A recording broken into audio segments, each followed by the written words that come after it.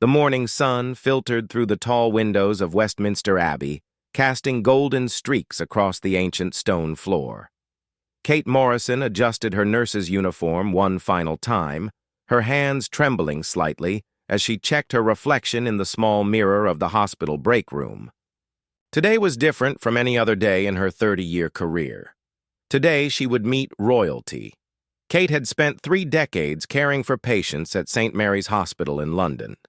She had seen everything, from emergency surgeries that lasted, through the night to quiet moments when families said their final goodbyes.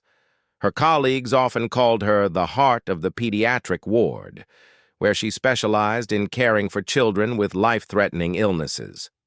Kate never sought recognition for her work. She simply believed that every child deserved love, comfort, and hope during their darkest hours. The invitation had arrived 2 weeks earlier, delivered by a formal courier in a crisp uniform. The royal seal on the envelope made Kate's hands shake as she opened it.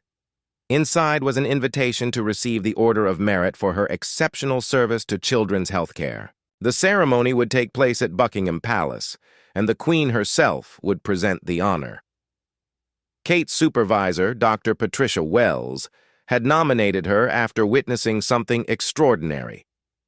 During a particularly challenging week, when the pediatric ward was overwhelmed with critically ill children, Kate had worked 18-hour days without complaint. She had held the hand of a frightened 6-year-old during a difficult procedure, sung lullabies to calm a crying infant, and comforted parents who were facing the unimaginable prospect of losing their child. But what truly set Kate apart was her ability to bring joy into the darkest moments. She would organize small birthday parties for children who might not see another one, complete with homemade cakes and colorful balloons. She created a lending library of books and toys, funded entirely from her own modest salary. When medical supplies ran low due to budget cuts, Kate quietly purchased essential items with her own money, never telling anyone about her sacrifices. The morning of the ceremony, Kate stood in her small London flat, looking at the formal dress she had borrowed from her sister. She had never owned anything suitable for such an occasion. Her wardrobe consisted mainly of scrubs, casual clothes, and a single black dress for funerals, an unfortunate necessity in her line of work. The borrowed navy blue dress felt foreign against her skin, but her sister had insisted it was perfect for the occasion. Kate's mind wandered to the children she had left behind at the hospital. There was Tommy, age 8, who was battling leukemia, with the fierce determination of a warrior. There was little Sarah, just 4 years old, who had been born with a rare heart condition and faced multiple surgeries. These children had become like family to Kate, and leaving them, even for a few hours, felt wrong. As she walked through the hospital corridors one last time before heading to the palace, Kate stopped by each room to check on her young patients. Tommy grabbed her hand and whispered, "Are you really meeting the Queen today, Nurse Kate?" His eyes sparkled with excitement despite his pale complexion and the tubes connected to his small body. Kate smiled and promised to tell him everything when she returned. The taxi ride to Buckingham Palace felt surreal. Kate watched London pass by through the window, seeing familiar streets from a different perspective. She thought about her parents, who had passed away several years earlier. They would have been so proud to see their daughter receiving such an honor. Her father, a factory worker, and her mother, a seamstress, had always taught her the value of helping others without expecting anything in return. Standing outside the palace gates, Kate felt overwhelmed by the grandeur of the moment. The guards, in their distinctive red uniforms, the tourists taking photographs, and the sheer scale of the royal residence made her feel very small. She clutched her invitation tightly, afraid that someone might realize she didn't belong in such an elegant place. Inside the palace, Kate was guided through corridors lined with portraits of monarchs and decorated with priceless artwork. The A. Other recipients of honors that day included prominent business leaders, accomplished artists, and distinguished academics. Kate felt out of place among such accomplished individuals, wondering if there had been some mistake. A palace official briefed the group on protocol, when to bow, how to address the Queen, and the order of the ceremony. Kate listened carefully, her heart pounding as she realized that in just a few minutes she would be standing before one of the most famous women in the world. The weight of the moment began to settle on her shoulders, and she wondered if she would be able to speak when called upon. The grand ballroom of Buckingham Palace buzzed with quiet anticipation as distinguished guests took their seats. Kate found herself in the third row, surrounded by family members of other honorees. The ornate ceilings stretched high above, decorated, with intricate gold moldings and crystal chandeliers that cast dancing lights across the room. Every detail spoke of centuries of tradition and royal heritage. Kate's hands remained folded in her lap as she observed the formal proceedings. Military officers in pristine uniforms stood at attention along the walls, their medals catching the light. Court officials moved with practiced precision, ensuring every element of the ceremony would unfold flawlessly. The atmosphere carried, a weight of history that made Kate acutely aware she was part of something far greater than herself. As the ceremony began, Kate watched other recipients receive their honors. A renowned scientist approached the Queen with confident strides, exchanging pleasantries about his groundbreaking research. A celebrated author curtsied gracefully, discussing her latest novel with evident pride. Each interaction seemed effortless, natural, as if these accomplished individuals belonged in this rarefied atmosphere. Kate's stomach tightened as her name drew closer on the list. She thought about the stark contrast between this opulent setting and the sterile hospital corridors where she spent her days. Here, conversations revolved around achievements and accolades. At the hospital, her world consisted of frightened children, exhausted parents, and the constant battle against illness and despair. The palace official called out her name with formal precision, Miss Catherine Morrison, to receive the Order of Merit for exceptional service in pediatric health care. Kate's legs felt unsteady as she rose from her seat. The walk to the front of the room seemed endless, each step echoing softly on the polished marble floor. She was acutely conscious of hundreds of eyes watching her approach. The Queen stood with remarkable poise despite her age, her expression kind but dignified. She wore a powder blue dress with perfectly coordinated jewelry, every element of her appearance reflecting decades of royal protocol. As Kate approached, she attempted the curtsy she had practiced countless times in her flat that morning, hoping desperately that she wouldn't stumble or make a fool of herself. "Miss Morrison," the Queen began, her voice carrying the refined accent that had addressed the nation through decades of triumph and tragedy. "I understand you have dedicated your life to caring for children facing serious illnesses." The Queen's eyes held genuine warmth as she spoke, immediately putting Kate at ease with her sincere interest rather than mere formal acknowledgement. Kate found her voice, though it came out softer than she intended. "Yes, Your Majesty. I work in the pediatric ward at St. Mary's Hospital." She paused, suddenly feeling the need to explain herself further. "The children there, they're so brave, much braver than I could ever be. They face each day with hope, even when the odds are against them." The Queen nodded thoughtfully, her expression growing more attentive. "Tell me about these children," she requested, stepping slightly closer. This was clearly more than the typical brief exchange that protocol required. Something in Kate's manner had captured the monarch's genuine interest, transforming the formal ceremony into something more personal and meaningful. Kate's nervousness began to fade as she spoke about her young patients. "There's Tommy. He's 8 and loves football despite being too weak to play. He keeps a league table by his bed and gives me updates on his favorite team every morning. And Sarah, she's only 4, but she comforts other children when they're scared of procedures. Kate's voice grew stronger as she continued, passion replacing her earlier anxiety. Last month, we had a little boy named Marcus, who was terrified of his surgery. Tommy, despite his own pain, spent hours teaching Marcus card tricks to distract him. These children create their own family within the hospital walls. They support each other in ways that would humble most adults. Kate realized she was speaking more freely than protocol probably allowed, but the Queen's encouraging nods urged her to continue.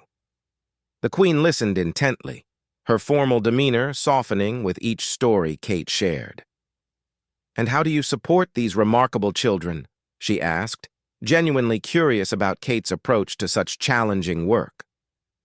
The ceremony had slowed to accommodate this unexpected but meaningful conversation. Kate described her small initiatives: the birthday parties for children who might not see another celebration, the toy library she maintained from her own funds, the bedtime stories she read to help anxious children sleep. She explained how she had learned that sometimes the smallest gestures carried the greatest impact. A favorite book, a gentle song, or simply holding a frightened child's hand could transform their entire hospital experience. "Your Majesty," Kate continued, her voice growing emotional as she thought of her patients, "these children teach me every day about courage and hope.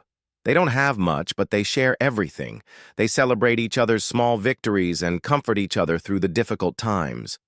They've shown me that healing isn't just about medicine. It's about love, dignity, and making sure no child faces their fears alone." The Queen stood silently for a moment, clearly moved by Kate's words.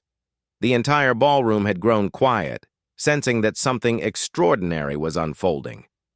What had begun as a routine ceremony was becoming a profound moment of human connection that transcended royal protocol and social barriers. The Queen's expression had transformed completely from the formal, practiced smile she wore for most ceremonial occasions. Her eyes held genuine emotion as she processed Kate's heartfelt words about the children under her care. The royal protocol that typically governed these interactions seemed to fade into the background as the monarch found herself genuinely moved by this humble nurse's dedication.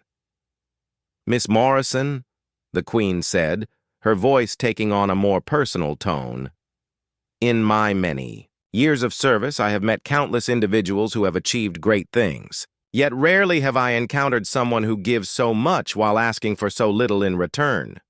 She paused, studying Kate's face with newfound respect and admiration. Kate felt tears beginning to form in her eyes, but she tried to maintain her composure. The weight of the Queen's words, combined with the surreal nature of the moment, overwhelmed her. She had never considered her work extraordinary. It was simply what she believed was right. The children in her care deserved every ounce of love and attention she could provide. "Your Majesty," Kate replied, her voice trembling slightly, "I've never done this work for recognition. These children, they give me far more than I could ever give them. They've taught me about strength, about finding joy in the smallest moments, and about the power of human connection during the darkest times." She wiped away a tear that had escaped despite her efforts to remain composed. The Queen noticed Kate's emotional state and took an unprecedented step. She moved closer, abandoning the formal distance usually maintained during such ceremonies. "Please tell me more about one of these children," she requested softly. "I can see in your eyes that each one holds a special place in your heart." Kate's voice grew softer as she thought of one particular patient. "There's a little girl named Emma. She's 7 years old and has been in and out of the hospital for 2 years, fighting a rare blood disorder.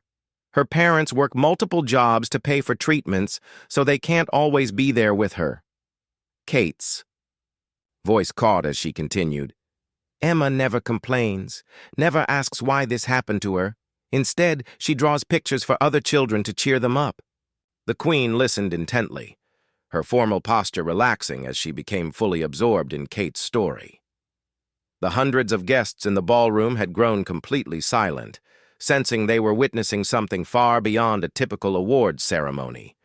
Even the court officials and military personnel seemed moved by the unfolding conversation. Emma made me realize something profound, Kate continued, her voice growing stronger despite her tears. She taught me that healing isn't just about curing disease. Sometimes it's about helping someone find beauty and hope in their darkest hour. Emma finds ways to smile every single day, and her joy becomes contagious throughout the entire ward. Kate paused, collecting herself before sharing more. Last Christmas, Emma was too sick to go home to her family. She was devastated because she had made presents for her little brother but couldn't give them to him. So we organized a video call, and Emma was able to see her brother open his gifts. The pure happiness on both their faces. Kate's voice trailed off as the memory overwhelmed her.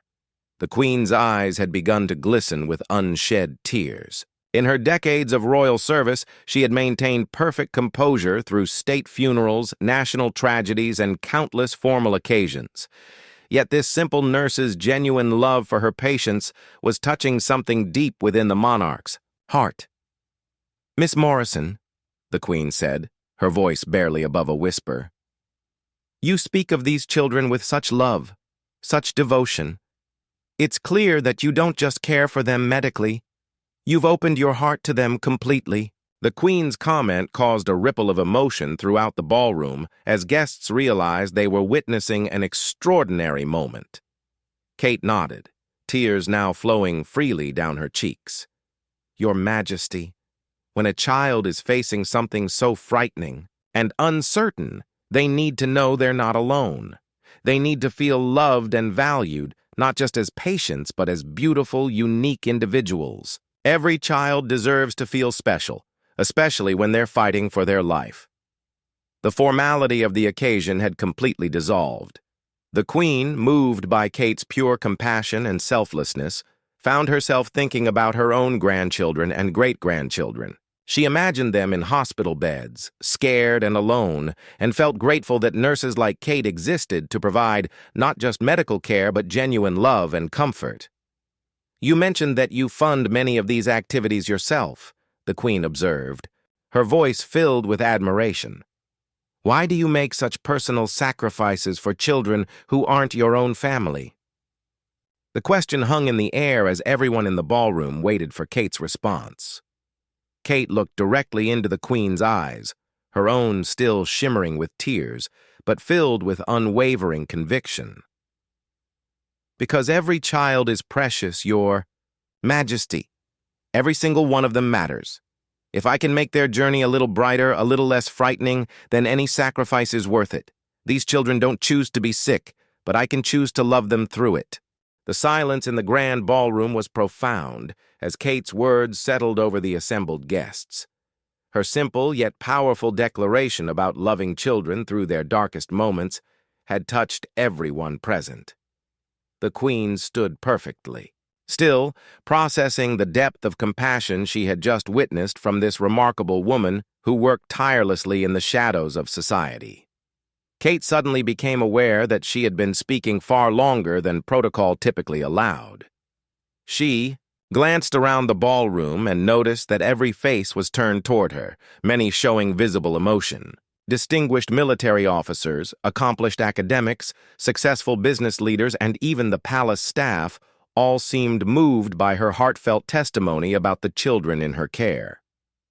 "Your Majesty, I apologize," Kate began, her voice filled with embarrassment. "I've spoken too long. I know there are many other deserving people waiting to receive their honors today."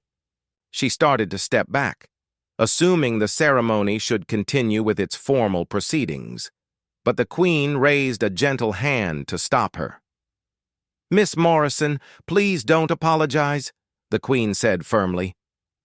"What you've shared today is perhaps the most important thing I will hear in this ballroom.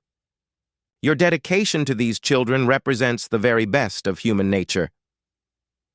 The Queen's voice carried a strength and conviction that surprised even the long-serving palace officials who had worked with her for decades.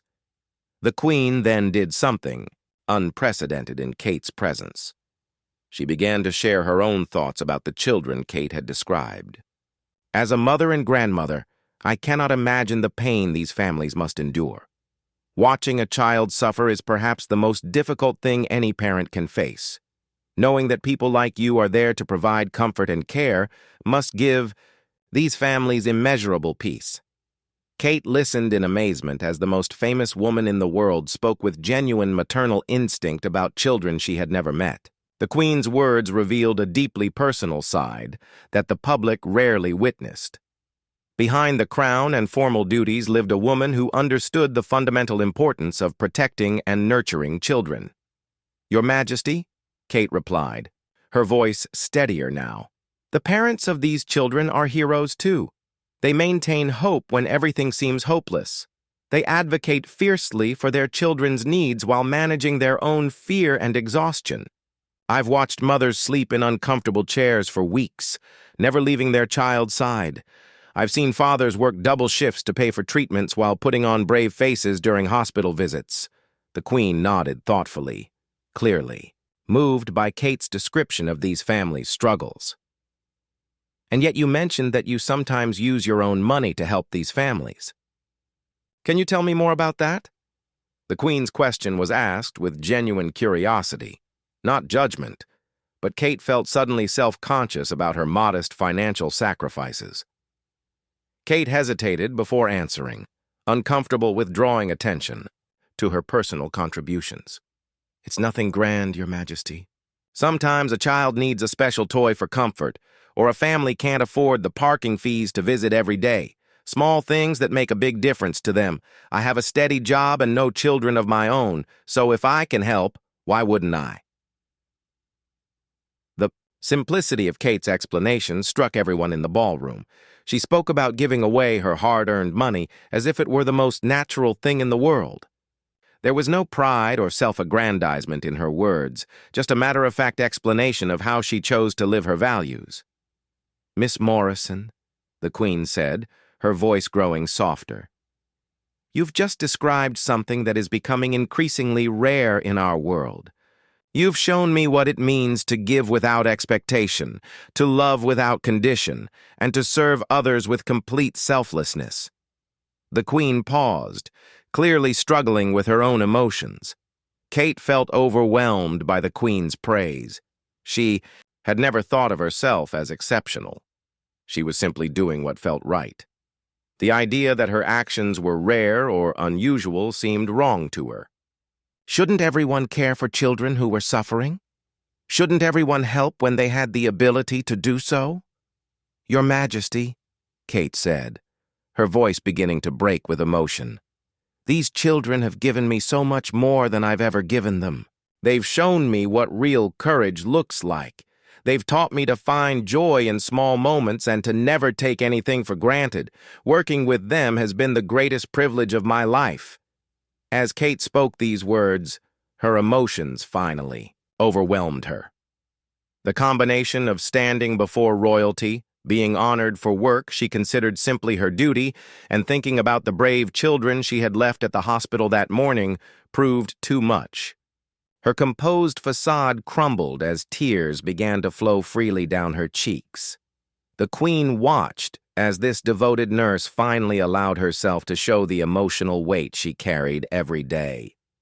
For 30 years, Kate had been strong for countless children and families, providing comfort and hope while managing her own feelings. Now, in front of hundreds of distinguished guests and the monarch herself, Kate's genuine emotion was on full display. Instead of feeling embarrassed by Kate's tears, the Queen felt honored to witness such authentic human compassion.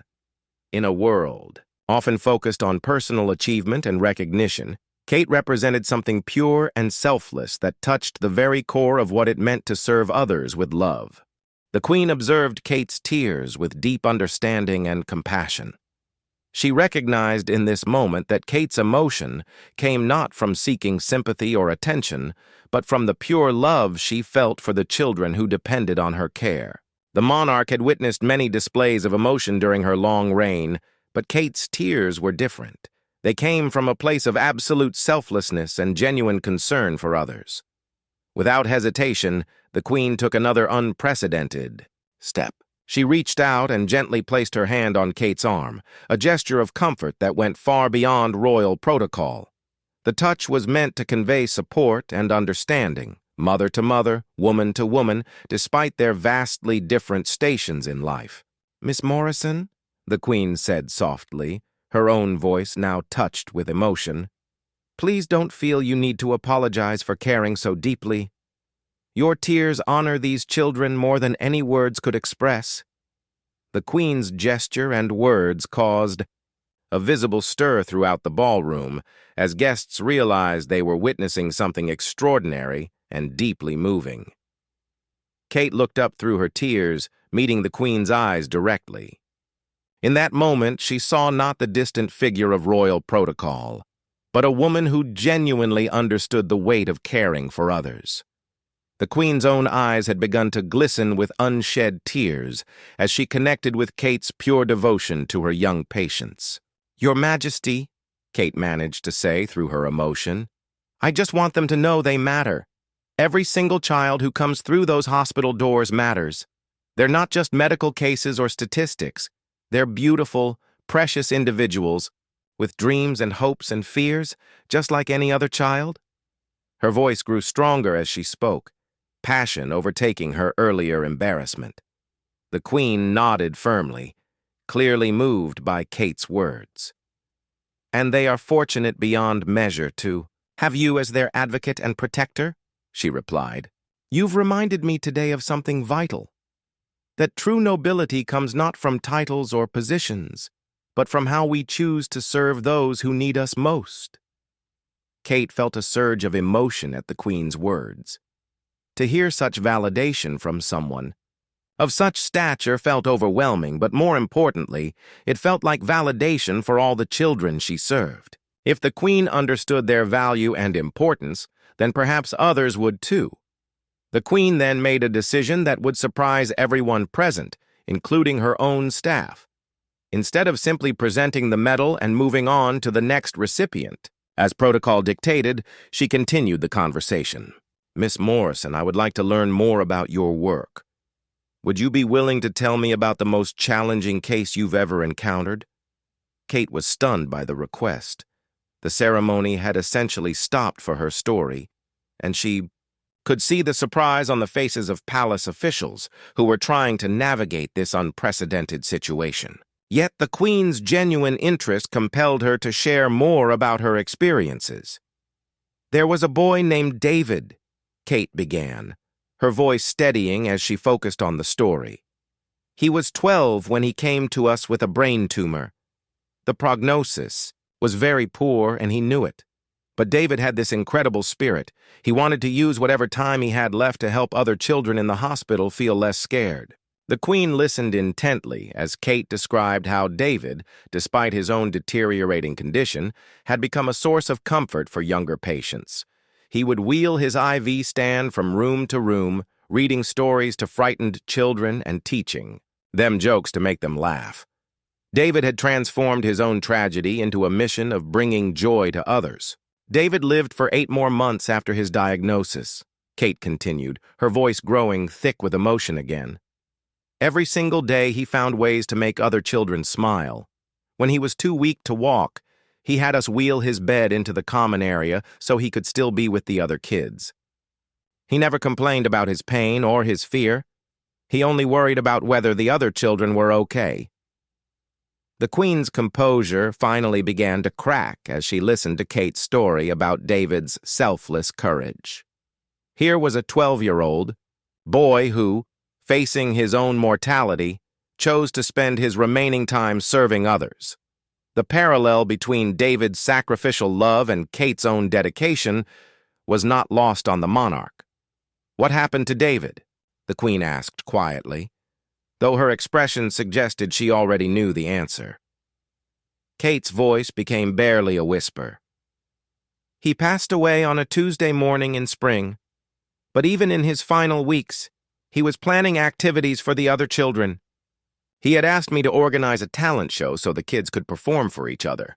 We held it a month after his funeral, and we dedicated it to his memory. The emotional weight of Kate's story had affected everyone in the ballroom. The Queen stood in contemplative silence, clearly processing the profound impact of both David's courage and Kate's loving care for all her patients. The ceremony had transformed from a formal recognition into something much deeper, a celebration of human compassion and sacrifice. The Queen stood in profound silence after hearing about David's courageous final months. The story of a 12-year-old boy who chose to serve others even while facing his own death had deeply affected her. She looked at Kate with newfound reverence, understanding that this humble nurse had not only witnessed extraordinary courage, but had helped nurture it through her own compassionate care. As Kate finished her story, she felt emotionally drained, but also strangely peaceful. She had never spoken so openly about David to anyone outside the hospital, yet somehow sharing his story in this grand setting felt right. David's legacy of selfless love deserved to be honored, and if his story could touch even one person in this ballroom, then Kate felt he would approve.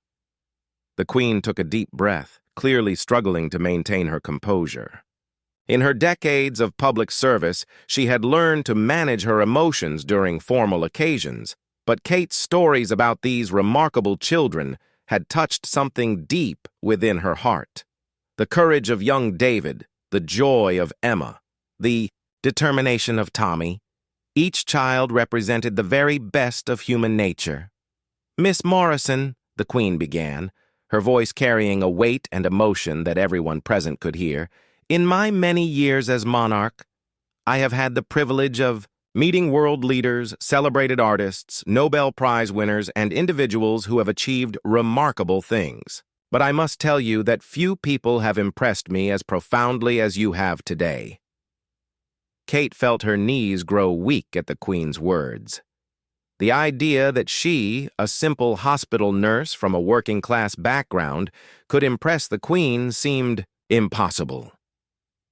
Yet the sincerity in the monarch's voice was unmistakable, and Kate realized that her stories about the children had somehow bridged the gap between their vastly different worlds. The Queen continued, her voice growing stronger with conviction. "You have shown me what true service looks like. Not service for recognition or reward, but service born from love and compassion. You have dedicated your life to caring for the most vulnerable members of our society, and you have done so with grace, dignity, and complete selflessness."